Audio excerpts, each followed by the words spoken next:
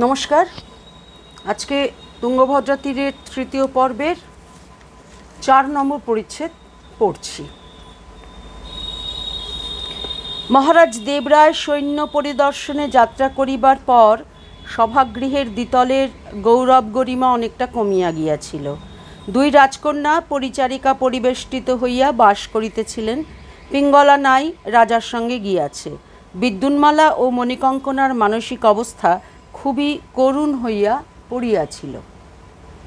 2 ভগিনীর মনোকষ্টের কারণ সম্পূর্ণ বিভিন্ন। মণিকঙ্কনা কাতর হইয়াছে রাজার বিরহে। প্রভাতে উঠিয়া সে আর রাজার দর্শন পায় না, আড়াল হইতে তাহার কণ্ঠস্বর শুনিতে পায় না।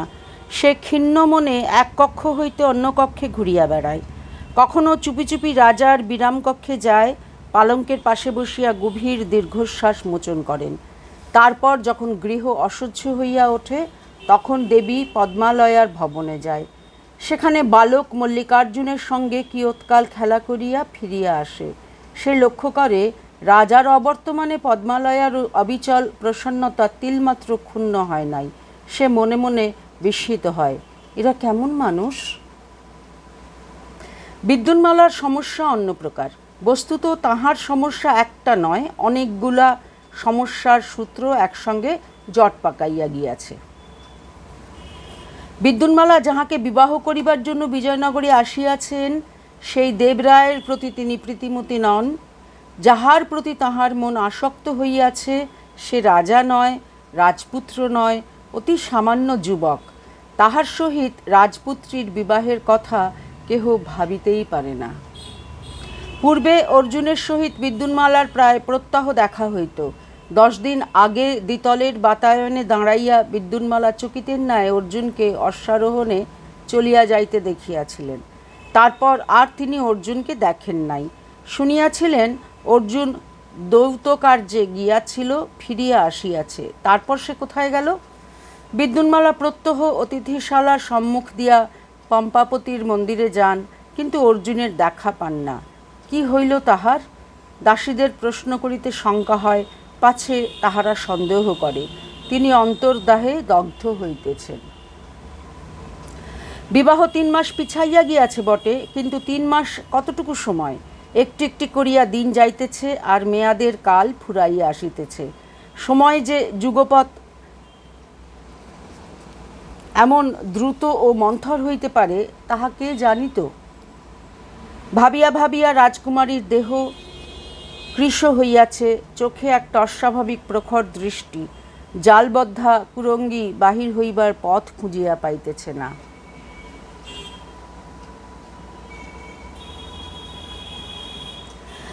একদিন সূর্যাস্তকালে বিদ্যুন্মালা নিজ শয্যায় অর্ধশয়ান হইয়া দুর্ভাবনার জালে জড়াইয়া পড়িয়াছিলেন।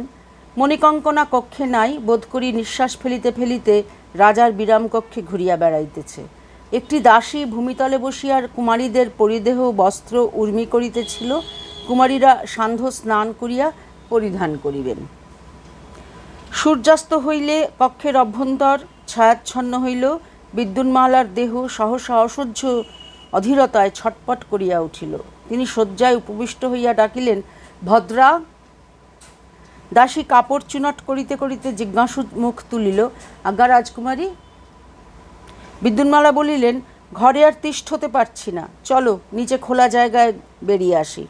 ভদ্রা উঠিয়া দাঁড়াইয়া বলিল, তাহলে প্রতিহারিণীদের বলি আপনি সন্ধ্যা স্নান সেরে বেশ পরিবর্তন করুন। বিদ্যুন্মালা বলিলেন, না না, প্রতিহারিণীদের প্রয়োজন নেই, কেবল তুমি সঙ্গে থাকবে, ফিরে এসে বেশ পরিবর্তন করব। যে আজ্ঞা রাজকুমারী। ভদ্রাকে লইয়া বিদ্যুন্মালা নিচে নামিলেন। সোপানের প্রতিহারিণীরা একবার সপ্রশ্ন মুখ তুলিল। ভদ্রা দক্ষিণ হস্তের ঈষৎ ইঙ্গিত করিল। রাজকুমারীরা বন্দিনী নন, কেহ বাধা দিল না। প্রাঙ্গণে নামিয়া বিদ্যুন্মালা এদিক ওদিক দৃষ্টি নিক্ষেপ করিলেন। কেবল উত্তর দিকে পম্পাপতির মন্দিরের পথ তাহার পরিচিত। তিনি বিপরীত দিকে অঙ্গুলি নির্দেশ করিয়া বলিলেন, ওদিকে কি আছে? ভদ্রা বলিল, ওদিকে কমলা সরোবর। চলো। বিদ্যুন্মালা সেই দিকে চলিলেন। চলিতে চলিতে ভদ্রা বলিল, কমলা সরোবর এখান থেকে অনেকটা দূর, প্রায় অর্ধক্রোশ। অত দূর কি যেতে পারবেন রাজকুমারী? বিদ্যুন্মালা উত্তর দিলেন না, ইতস্তত দৃষ্টিপাত করিতে করিতে চলিলেন। কিন্তু তাহার মন অন্তর্নিহিত হইয়া রহিল। সন্ধ্যার সময় লোকজন বেশি নাই। যে দু চারটি পৌরজন সম্মুখে পড়িল, তাহারা কলিঙ্গ কুমারীকে দেখিয়া সসম্ভ্রমে দূরে সরিয়া গেল। খানিক দূর গিয়া রাজকুমারী অনুভব করিলেন পথ কঙ্করময় হইয়াছে। অদূরে একটি নিচু পাহাড়। তিনি জিজ্ঞাসা করিলেন, ওটা কি? ভদ্রা বলিল, ওটা একটা পাহাড় রাজকুমারী, ওর মধ্যে গুহা আছে, লোকে বলে সংকেত গুহা। ভদ্রার ঠোঁটের কোণে একটু চাপা হাসি দেখা দিল। সংকেত গুহার পরিচয় পুরস্ত্রীরা সকলেই জানে। রাজকুমারী গুহা সম্বন্ধে আর কোনো ঔৎসুক্য দেখালেন না। আরও কিছুক্ষণ অগ্রসর হইয়া দেখিলেন কমলা সরোবর এখনও দূরে। তিনি ফিরিলেন। এই ভ্রমণের ফলে বিক্ষিপ্ত মন ঈষৎ শান্ত হইল।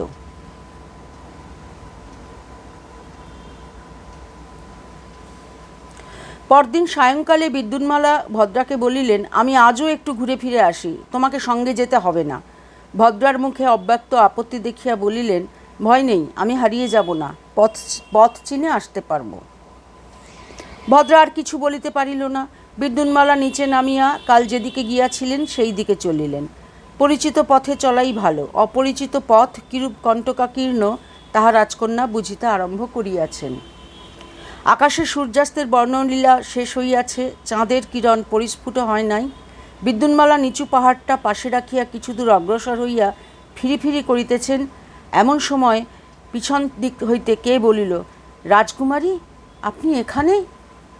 বিদ্যুন্মালা ফিরিয়া দাঁড়াইলেন। দেখিলেন গুহার দিক হইতে দ্রুতপদে আসিতেছে অর্জুন। তাহার মুখে বিস্ময় বিমূঢ় হাসি।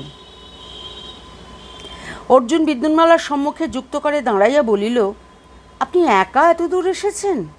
বিদ্যুন্মালা ক্ষণকাল তাহার মুখের পানে চাহিয়া রহিলেন। তারপর কোনো কথা না বলিয়া ঝরঝর করিয়া কাঁদিয়া ফেলিলেন। উদ্বেগের সঞ্চিত বাষ্প অশ্রুর আকারে বাহির হইয়া আসিল। অর্জুন হতবুদ্ধি হইয়া গেল। নির্বাক শশাঙ্ক মুখে বিদ্যুন্মালার পানে চাহিয়া রহিল।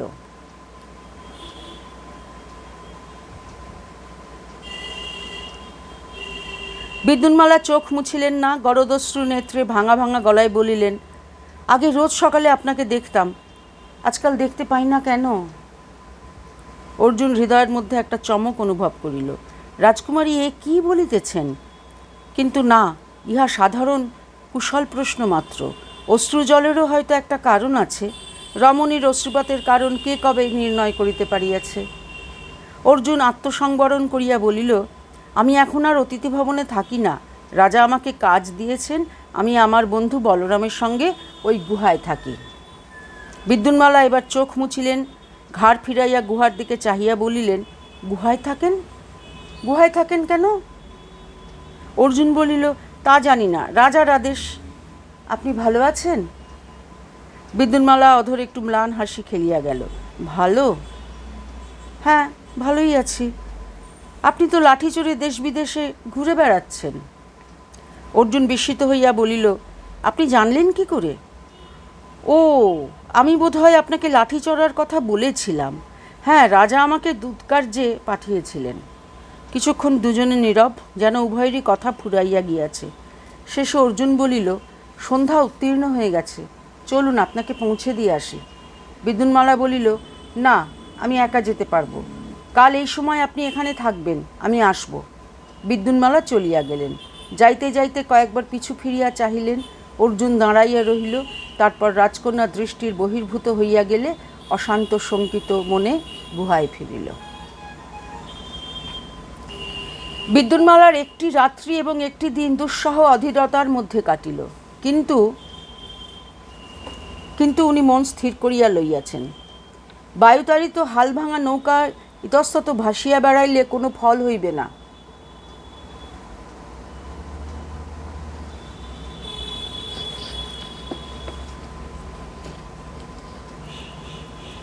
নৌকা ছাড়িয়া জলে ঝাঁপাইয়া পড়িয়া তীরের দিকে যাইতে হইবে।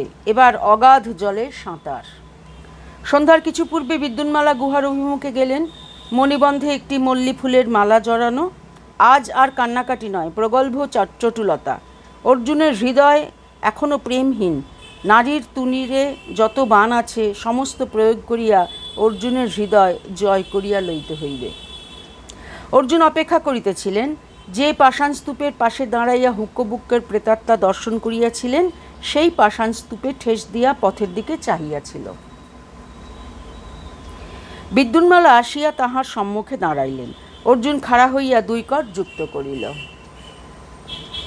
বিদ্যুন্মালা হাসিলেন। গোধূলির আলোকে এই হাসির বিদ্যুৎ দীপ্তি যেন অর্জুনের চোখে ধাঁধা লাগাইয়া দিল।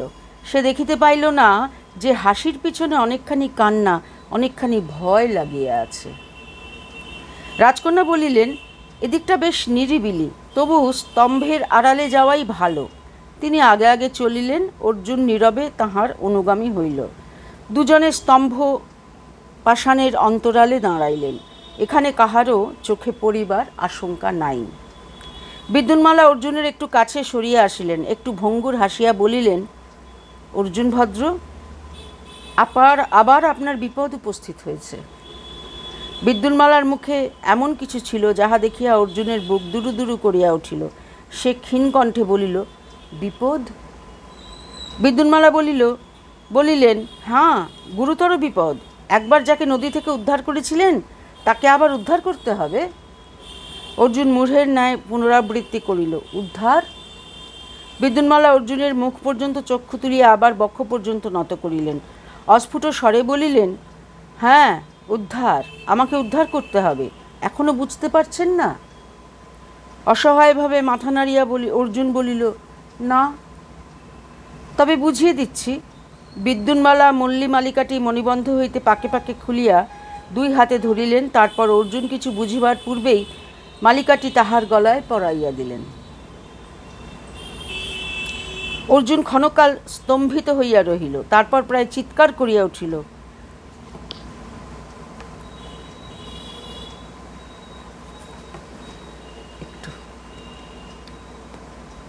রাজকুমারী, এ কি করলেন? থরথর কম্পিত অধরে হাসি আনিয়া বিদ্যুন্মালা বলিলেন, স্বয়ংবরা হইলাম। তিনি একটি পাষাণপট্টের উপর বসিয়া পড়িলেন। প্রগল্ভতা তাহার প্রকৃতিসিদ্ধ নয়, তাই এইটুকু অভিনয় করিয়া তাহার দেহমনের সমস্ত শক্তি নিঃশেষ হইয়া গিয়াছিল। অর্জুন আসিয়া তাহার পায়ের কাছে বসিল। ব্যাকুল চক্ষে তাহার মুখের পানে চাহিয়া রহিল। অলক্ষিত আকাশে আলো মৃদু হইয়া আসিতেছে। অর্জুন মিনতিস্বরে বলিল, রাজকুমারী, আপনি ক্ষণিক বিভ্রমে ভুল করে ফেলেছেন। আপনার মালা ফিরিয়ে নিন। আমি প্রাণান্তেও কাউকে কিছু বলবো না। বিদ্যুন্মালা আকাশের পানে চাহিলেন, মাথা নাড়িয়া বলিলেন, আর তা হয় না। কিন্তু আজ আমি যাই, অন্ধকার হয়ে গেছে। কাল আবার আসবো। কাল কিন্তু আর তোমাকে আপনি বলতে পারবো না। তুমিও আমাকে তুমি বলবে। ছায়ার ন্যায় বিদ্যুন্মালা অন্তর্হিতা হলেন। অর্জুন গুহায় ফিরিল। মঞ্জিরা এখনও খাদ্য লইয়া আসে নাই। বলরাম প্রদীপ জ্বালিয়া মৃদঙ্গ লইয়া বসিয়াছে, আপন মনে গান ধরিয়াছে। না কুরু নিতম্বিনী গমন বিলম্ব মানুষার তং হৃদয়েশম। অর্জুন গলা হইতে মালা খুলিয়া হাতে ঝুলাইয়া লইয়াছিল। বলরাম মালা দেখিয়া গান থামাইয়া বলিল, মালা কোথায় পেলে? পানসুপারি বাজারে গিয়েছিলে নাকি? অর্জুন একটু স্থির থাকিয়া বলিল, না, একটি মেয়ে দিয়েছে। বলরাম উচ্চ হাস্য করিয়া উঠিল, আরে বাহ, তুমিও একটি মেয়ে জুটিয়ে ফেলেছ? বেশ বেশ। তা কে মেয়েটি? রাজপুরীর পুরন্ধ্রী নিশ্চয়। অর্জুন বলিল, হ্যাঁ, রাজপুরীর পুরন্ধ্রী, কিন্তু নাম বলতে নিষেধ আছে। এই সময় নৈশাহারের পাত্র মাথায় লইয়া মঞ্জিরা উপস্থিত হইল। মালার প্রসঙ্গ স্থগিত হইল। সে রাত্রে অর্জুন শয্যায় শয়ন করিয়া অনেকক্ষণ জাগিয়া রহিল।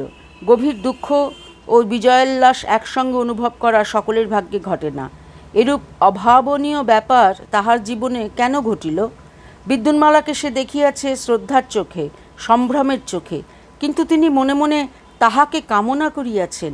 তিনি রাজকন্যা, রাজার বাগদত্তা বধূ, আর অর্জুন অতি সামান্য মানুষ। কি করিয়া ইহা সম্ভব হইল? তারপর এখন কি হইবে? ইহার পরিণাম কোথায়? যেভাবে বলরাম মঞ্জিরাকে ভালোবাসে সেভাবে অর্জুন বিদ্যুন্মালাকে ভালোবাসে না। সম্ভ্রম ও পদমর্যাদার বিপুল ব্যবধান তাহাদের মাঝখানে। তাহাদের মধ্যে যে কোনো প্রকার ঘনিষ্ঠ সম্বন্ধ ঘটিতে পারে, ইহা তাহার কল্পনার অতীত। উপরন্তু সে রাজার ভৃত্য, রাজার বাগদত্তা বধূর প্রতি দৃষ্টিপাত করিবে কোন স্পর্ধায়? উত্তপ্ত মস্তিষ্কের অসংযত দিগ্ভ্রান্ত চিন্তা নিষ্পন্ন হইবার পূর্বেই অর্জুন ঘুমাইয়া পড়িয়াছিল। ঘুম ভাঙিল শেষ রাত্রে। মল্লিমালার ম্রিয়মান গন্ধ তাহার ঘুম ভাঙাইয়া দিল। মালাটি তাহার বুকের কাছে ছিল। সে তাহা মুষ্টিতে লইয়া একবার সজোরে পেষণ করিল, তারপর দূরে সরাইয়া দিল, যাহাতে ওই গন্ধ নাকে না আসে। কিন্তু ঘুম আর আসিল না। মস্তিষ্কের মধ্যে চিন্তা উর্ণনাভ জাল বুনিতে আরম্ভ করিল। সেদিন সন্ধ্যাকালে পাথরের আড়ালে অর্জুন ও বিদ্যুন্মালার নিম্নরূপ কথোপকথন হইল।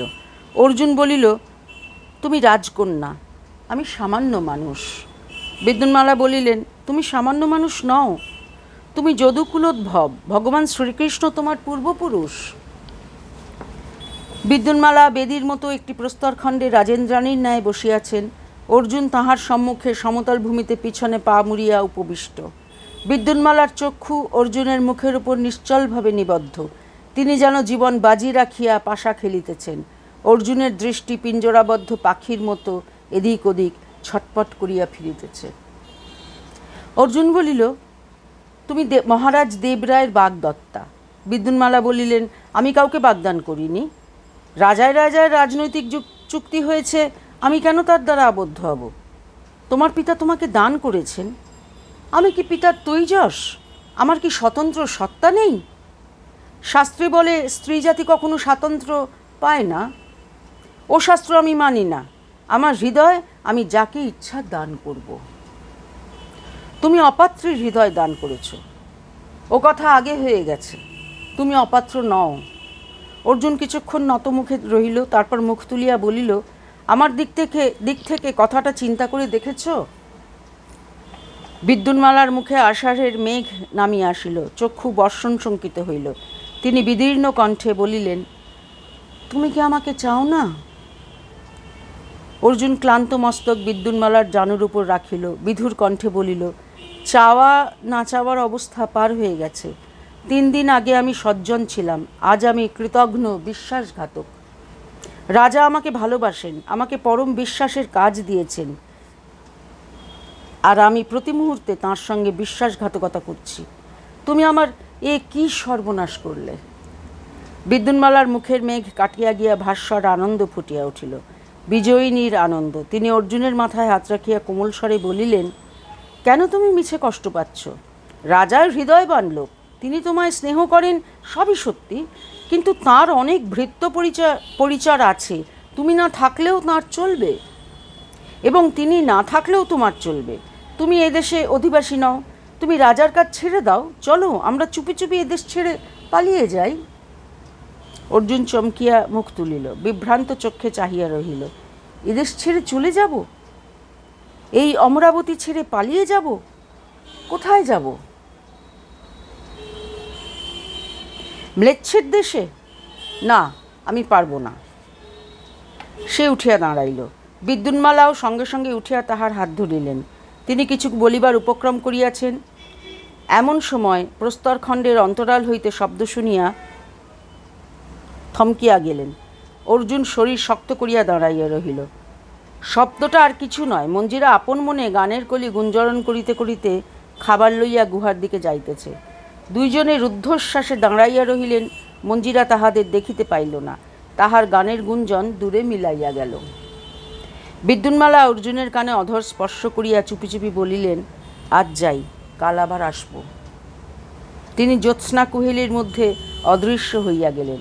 অর্জুন হর্ষ বিষাদ ভরা অন্তরে গুহায় ফিরিতে ফিরিতে মনে মনে প্রতিজ্ঞা করিল, কাল আর সে বিদ্যুন্মালার সঙ্গে দেখা করিতে আসিবে না। কিন্তু প্রতিজ্ঞা রহিল না। পরদিন সে যথাকালে যথাস্থানে আবার উপস্থিত হইল।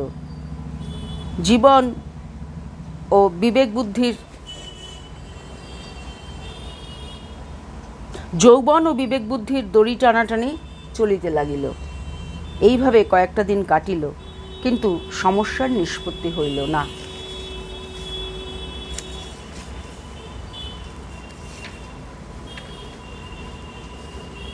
পরের পরিচ্ছেদটা পড়ি।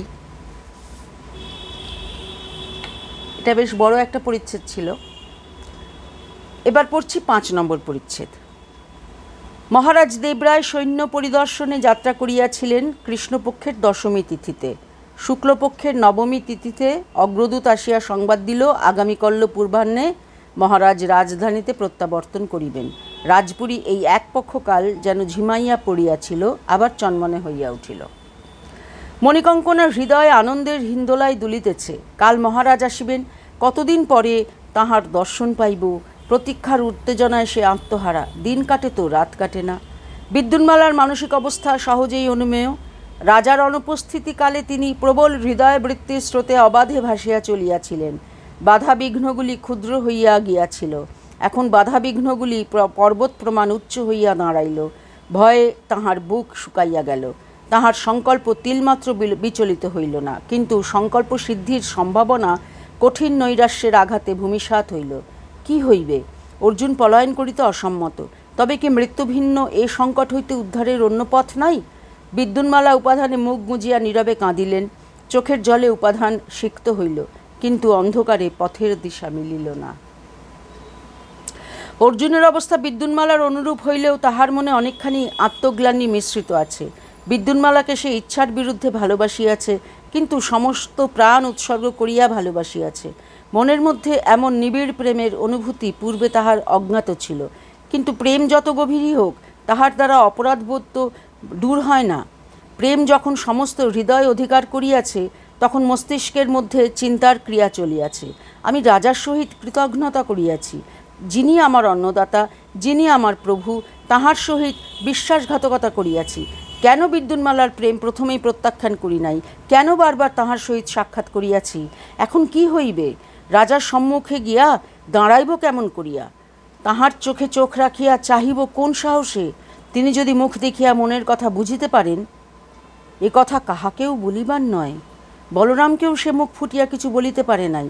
বলরাম তাহার চিত্তবিক্ষোভ লক্ষ্য করিয়াছে, মাঝে মাঝে প্রশ্ন করিয়াছে, কিন্তু সত্য উত্তর পায় নাই। সে ভাবিয়াছে অর্জুনের হৃদয় এখনও পিতৃশোকে মুহ্যমান।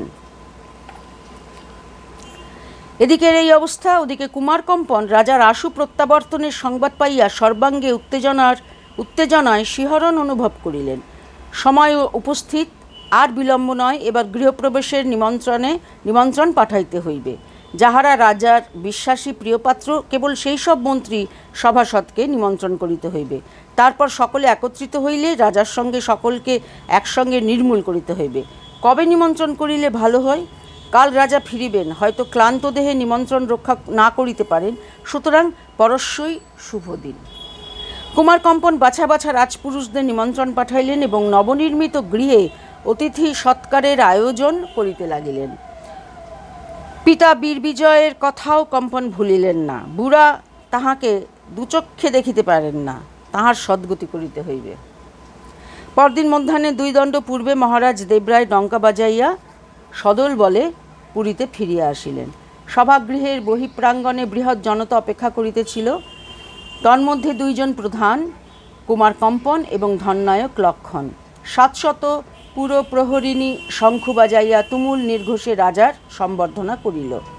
রাজা অশ্ব হইতে অবতরণ করিতেই কুমারকম্পন ছুটিয়া আসিয়া তাহার জানু স্পর্শ করিয়া প্রণাম করিলেন। বলিলেন, আর্য, আপনি ছিলেন না, রাজপুরী অন্ধকার ছিল।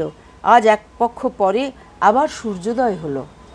কুমারকম্পন অতিশয় মিষ্টভাষী, কিন্তু তাহার মুখেও কথাগুলি চাটুবাক্যের মতো শুনাইল। রাজা একটু হাসিলেন, ভ্রাতার স্কন্ধে হাত রাখিয়া বলিলেন, তোমার সংবাদ শুভ। গৃহপ্রবেশের আর বিলম্ব কত? কম্পন বলিল, গৃহপ্রস্তুত, কেবল আপনার জন্য গৃহপ্রবেশ স্থগিত রেখেছি। কাল সন্ধ্যার সময় আপনাকে আমার নতুন গৃহে পদার্পণ করতে হবে আর্য। কাল আমার গৃহপ্রবেশের শুভ মুহূর্ত স্থির হয়েছে। রাজা বলিলেন, তোমার নূতন গৃহে অবশ্য পদার্পণ করব। ধন্য। কম্পন আর দাঁড়াইলেন না। বেশি কথা বলিলে পাছে মনোগত অভিপ্রায় প্রকাশ হইয়া পড়ে, তাই তাড়াতাড়ি প্রস্থান করিলেন। রাজা তখন মন্ত্রী, উপমন্ত্রী, সভাসদ, বিদেশীয় রাষ্ট্রদূত প্রভৃতি সমবেত প্রধানদের ডেকে ফিরিলেন। প্রত্যেককে মিষ্ট সম্ভাষণ করিয়া কিছু সংবাদের আদান প্রদান করিয়া বিরাম ভবনে প্রবেশ করিলেন। ইতিমধ্যে পিঙ্গলা আসিয়া দ্বিতলের বিশ্রাম কক্ষের তত্ত্বাবধান করিয়াছিল, পাচকেরা রান্না চড়াইয়াছিল। রাজা অতরিতভাবে স্নান করিলেন, তারপর ধীরে সুস্থে আহারে বসিলেন।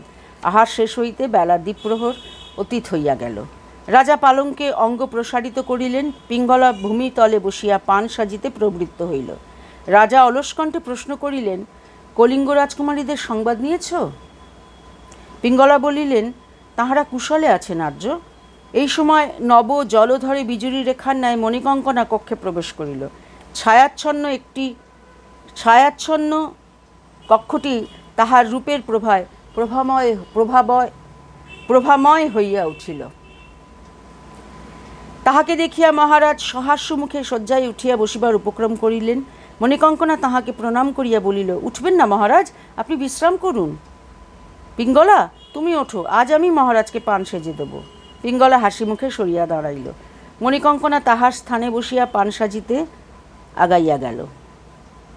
রাজা পাশ ফিরিয়া অর্ধশয়নভাবে তাহার তাম্বুল রচনা দেখিতে লাগিলেন। পিঙ্গলা স্মিতমুখে বলিল, ধন্য রাজকুমারী, পান সাজতেও জানেন? মণিকঙ্কনা পর্ণপত্রে খদির লেপন করিতে করিতে বলিল, কেন জানব না? কতবার ভ্রাতাদের পান সেজে দিয়েছি। কলিঙ্গ দেশের পানের খুব প্রচলন, তবে উপকরণে বিশেষ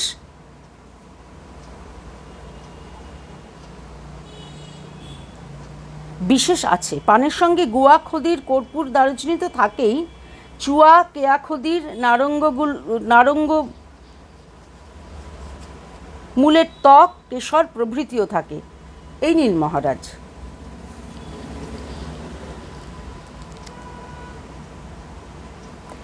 মণিকঙ্কনা উঠিয়া পানের তবক রাজার সম্মুখে ধরিল। তিনি সেটি মুখে দিয়া কিছুক্ষণ চিবাইলেন, তারপর বলিলেন, চমৎকার পান। তুমি এত ভালো পান সাজতে পারো জানলে আগেই তোমার স্মরণ নিতাম। কাল থেকে তুমি নিত্য দ্বিপ্রহরে এসে আমার পান সেজে দেবে। মণিকঙ্কনা কৃতার্থ হইয়া বলিল, তাই দেব মহারাজ। আমাদের সঙ্গে কিছু কলিঙ্গ দেশীয় পানের উপকরণ আছে, তাই দিয়ে পান সেজে দেব। সে আবার পানের বাটা লইয়া বসিতে যাইতেছিল, এমন সময় নিঃশব্দ পদে ধননায়ক লক্ষণ মল্ল প্রবেশ করিলেন। মণিকঙ্কনা বলিল, উমা, মন্ত্রীমশাই এলেন, এবার বুঝি রাজকার্য হবে। আমি তাহলে যাই। রাজার প্রতি দীর্ঘ বিলম্বিত দৃষ্টি সম্পাত করিয়া সে নিষ্ক্রান্ত হইল। মন্ত্রী পালঙ্কে শিয়রের দিকে ভূমিতলে বসিলেন। পিঙ্গলা তাম্বুল করঙ্ক তাহার দিকে আগাইয়া দিয়া ঘর হইতে চলিয়া গেল। রাজার সঙ্গে ভ্রমণ করিয়া ফিরিবার পর সে এখনো পলকের জন্য বিশ্রাম পায় নাই। রাজা ও মন্ত্রীর মধ্যে বাক্যালাপ আরম্ভ হইল। মন্ত্রী মহাশয়ের নিবেদন করিবার বিশেষ কিছু ছিল না। তিনি সংক্ষেপে রাজ্য সম্বন্ধীয় বক্তব্য পেশ করিয়া বলিলেন, একটা সংবাদ আছে, হুক্কবুক্কর প্রেতাত্মা দেখা দিয়েছে। রাজা শয্যায় উঠিয়া বসিলেন। হুক্কবুক্ক দেখা দিয়েছেন? কে দেখেছে? মন্ত্রী বলিলেন, অর্জুন ও বলরামের গুহা পাহারা দেবার জন্য যাদের নিয়োগ করেছিলাম তাদের মধ্যে একজন দেখেছে। অর্জুন ও বলরামও দেখেছে। মহারাজ কর্ণের মণিকুণ্ডল অঙ্গুলিতে ধরিয়া একটু নাড়াচাড়া করিলেন। অনেক দিন পর হুক্কবুক্ক দেখা দিলেন। সেই আহমেদ শাহ সুলতান হয়ে যখন বিজয়নগর আক্রমণ করেছিল তার আগে দেখা দিয়েছিলেন। আশঙ্কা হয় দারুণ বিপদ আসন্ন, কিন্তু কোন দিক থেকে আসবে বুঝতে পারছি না। মন্ত্রী জিজ্ঞাসা করিলেন, সীমান্তের অবস্থা কেমন দেখলেন?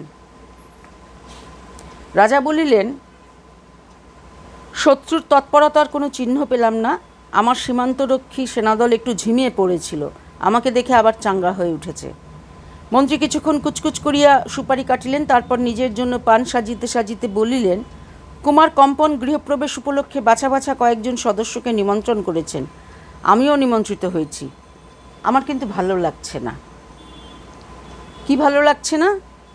এই নিমন্ত্রণের ভাবভঙ্গি। সন্দেহ হচ্ছে কুমার কম্পনের কোনো প্রচ্ছন্ন অভিসন্ধি আছে। যে দ্বাদশ ব্যক্তিকে নিমন্ত্রণ করেছেন তাদের কারুর সঙ্গেই তাঁর ঘনিষ্ঠ হৃদ্যতা নেই। কিন্তু প্রচ্ছন্ন অভিসন্ধি কি থাকতে পারে তা জানি না। মহারাজ, আপনিও নিমন্ত্রিত। আমার মনে হয় আপনার না যাওয়াই ভালো। রাজার ললাট মেঘাচ্ছন্ন হইল। তিনি ক্ষণকাল নীরব থাকিয়া বলিলেন, কম্পন আমাকে ভালোবাসে, সে আমার অনিষ্ট করবার চেষ্টা করবে আমি ভাবতে পারি না। তাছাড়া আমার অনিষ্ট করবার ক্ষমতা তার নেই। আপনিও তো নিমন্ত্রিত হয়েছেন, আপনি কি যাবেন না? মন্ত্রী পান মুখে দিয়া বলিলেন, না মহারাজ, আমি যাব না। হুক্কবুক্ক দেখা দিয়েছেন, এ সময় আমাদের সকলেরই সতর্ক থাকা প্রয়োজন। এ প্রসঙ্গ সমাপ্ত হইবার পূর্বেই দ্বাররক্ষিণী আসিয়া জানাইল, অর্জুন বর্মা বলরাম রাজার সাক্ষাৎ প্রার্থী। রাজার অনুমতি পাইয়া দুইজনে আসিয়া পালঙ্কের পদপ্রান্তে বসিল। অর্জুন রাজার মুখের দিকে একবার চক্ষু তুলিয়াই চক্ষু নত করিল। বলরাম যুক্ত করে বলিল, আমার কামান তৈরি হয়েছে, সঙ্গে এনেছিলাম, প্রহরিণীর কাছে গচ্ছিত আছে। রাজা প্রহরিণীকে ডাকিয়া কামান আনিতে বলিলেন। কামান আসিলে প্রহরিণীকে বলিলেন, বলরাম বা অর্জুন যদি অস্ত্রশস্ত্র নিয়ে আমার কাছে আসতে চায়, তাদের বাধা দিও না। প্রহরিণী প্রস্থান করিলে বলরাম উঠিয়া কামান রাজার হাতে দিল। এক হস্ত পরিমাণ যন্ত্রটি দেখিতে অনেকটা বকযন্ত্রের মতো। রাজা সেটিকে উত্তমরূপে পরীক্ষা করিয়া মন্ত্রীর হাতে দিলেন। বলিলেন, যন্ত্রের প্রক্রিয়া বুঝেছি, যন্ত্র চালিয়ে দেখেছ? বলরাম বলিল, আজ্ঞা দেখেছি, ঠিক চলে। অর্জুন আর আমি একদিন বনের মধ্যে গিয়ে পরীক্ষা করে দেখেছি, 50 হাত দূর পর্যন্ত প্রাণঘাতী লক্ষ্যভেদ করতে পারে। রাজা বলিলেন, ভালো, আমিও পরীক্ষা করে দেখতে চাই। কাল প্রত্যুষে তোমরা আসবে, দক্ষিণের জঙ্গলে পরীক্ষা হবে। পরীক্ষার জন্য কী কী বস্তু প্রয়োজন? বলরাম বলিল, বেশি কিছু নয় আর্য, গোটা তিনেক মাটির কলসি হলেই চলবে। বাকি যা কিছু গুলি, বারুদ, কার্পাস বস্ত্র, নারিকেল রজ্জু আমি নিয়ে আসব। রাজা প্রশ্ন করিলেন, লৌহ নালিকা প্রস্তুতের কৌশল প্রকাশ করতে চাও না? বলরাম আবার যুক্তপানি হইল, মহারাজ, এটি আমার নিজস্ব গুপ্তবিদ্যা, যদি উপযুক্ত শিষ্য পাই তাকে শেখাবো। ভালো, তুমি একা এই লঘু কামান কত তৈয়ার করতে পারো? মাসে 3টা তৈয়ার করতে পারবো। রাজা ঈষৎ চিন্তা করিয়া বলিলেন, তবে তোমার গুপ্তবিদ্যা গুপ্তই থাক, অন্তত শত্রুপক্ষ জানতে পারবে না। পরদিন উষাকালে রাজা বলরাম ও অর্জুনকে সঙ্গে লইয়া দক্ষিণের জঙ্গলে উপস্থিত হইলেন। জঙ্গল নামমাত্র, রৌদ্রদগ্ধ শুষ্ক গাছপালার ফাঁকে শিলাকীর্ণ অসম ভূমি। 3টি মৃৎকলস পাশাপাশি বসাইয়া বলরাম কলস হইতে 50 হাত দূরে সরিয়া আসিয়া লক্ষ্যভেদের জন্য প্রস্তুত হইল। প্রথমে সে কামানটির নলের মুখ দিয়া অর্ধমুষ্টি বারুদ প্রবিষ্ট করাইয়া দিয়া ক্ষুদ্র একখণ্ড কার্পাস নলের মুখে ঠাসিয়া দিল। কামানের পশ্চাৎভাগে সূক্ষ্ম পথে একটু বারুদের গুঁড়া দেখা গেল। তখন সে নলের মুখে মটরের মতো কয়েকটি লৌহ গুটিকা প্রবিষ্ট করাইয়া আবার কার্পাস খণ্ড দিয়া মুখ বন্ধ করিল। বলিল, মহারাজ, কামান তৈরি, এখন আগুন দিলেই গুলি বেরোবে। রাজা বলিলেন, দাও আগুন। বলরাম একটি অগ্নিমুখ নারিকেল রজ্জু সঙ্গে আনিয়াছিল। সে কলসির দিকে লক্ষ্য স্থির করিয়া কামানের পিছন হইতে অগ্নি স্পর্শ করিল। অমনি সশব্দে কামান হইতে গুলি বাহির হইয়া 50 হাত দূরে 3টি কলস চূর্ণ করিয়া দিল। রাজা সহর্ষে বলরামের স্কন্ধে হাত রাখিয়া বলিলেন, ধন্য, আজ থেকে অর্জুনের মতো তুমিও আমার ভৃত্য হলে। এই লঘু কামান আমি নিলাম।